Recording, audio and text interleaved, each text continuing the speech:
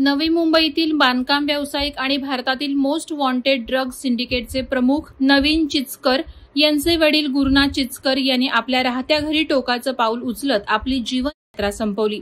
चिचकर यांनी डोक्यात गोळी घालून घेतली। त्यांच्या मुलावर नार्को विभागाच्या केसेस दाखल झाल्यात। काही महिन्यांपूर्वी मुंबईच्या अंमली पदार्थ पथकाकडून नवी मुंबईत करण्यात आलेल्या कारवाईत सुमारे 200 कोटी रुपयांचं ड्रग्ज जप्त करण्यात आलं होतं। हे ड्रग्ज गुरु चिचकर याच्या मुलांकडून नवी मुंबईत आणलं जात असल्याची माहिती होती। या प्रकरणी त्यांच्या 2 मुलांपैकी एक जण फरार असून एक जण जेलमध्ये आहे। याच ड्रग्ज प्रकरणी गुरु चिचकर यांना एनआरआय पोलिसांनी चौकशीसाठी पोलीस ठाण्यात बोलावलं होतं। मात्र या विभागातील अधिकाऱ्यांच्या जाचाला कंटाळून त्यांनी हे कृत्य केल्याचं समोर येत आहे। त्यापूर्वी लिहिलेल्या नोटमध्ये तसा उल्लेख करण्यात आलाय। सीवूड्स एनआरआय येथील गुरुकिरण सोसायटीमध्ये ही घटना घडली।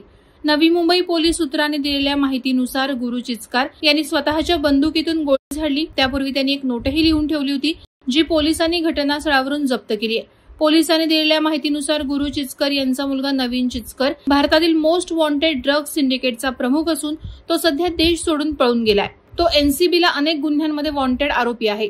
नवीन देशाबाहेरून आपला ड्रग्सचा व्यवसाय चालवतो। एनसीबीने नवीन चिचकर विरुद्ध लुकआउट नोटीस देखील जारी केली आहे। या प्रकरणी नवी मुंबई पोलीस अधिक तपास करत आहेत।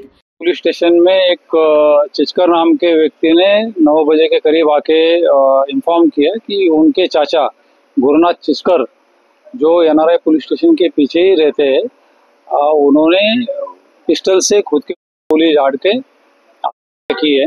तुरंत हमारी पुलिस की senior officers, NRI police station, crime branch की सारी टीम्स यहाँ पे आई है। यहाँ के एसीपी भुजबल साहब ये भी तुरंत घटनास्थल पर पहुंचे। यहाँ पे पता चला कि जो थे गुरुनाथ चिचकर, उन्होंने एक पिस्टल से गोली मार के अपने सर में मार के की है।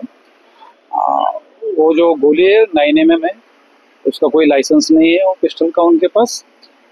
और ये भी जानकारी है कि उनके बच्चे नारकोटिक्स के केसेस में शायद एनसीबी और अन्य जगह भी उनके ऊपर नारकोटिक्स का कुछ रिकॉर्ड है, और शायद इसी विवंचना से त्रस्त होकर उन्होंने सुसाइड किया है।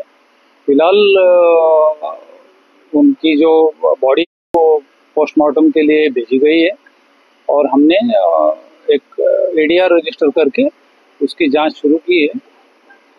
जांच के बाद आपको डिटेल्स में बताया जाए। साइड नोट है, उसमें वही उन्होंने जिक्र किया है कि उनको नार्कोटिक्स की एन्क्वायरी के लिए बुलाया गया था। वादळवारा लाईव्हसाठी अमोल कांबळे, नवी मुंबई। नवी मुंबई व रायगड जिल्ह्यातील ताज्या बातम्या आणि घडामोडींसाठी सबस्क्राईब करा वादळवारा लाईव्ह चॅनल आणि दाबा बेल आयकॉन।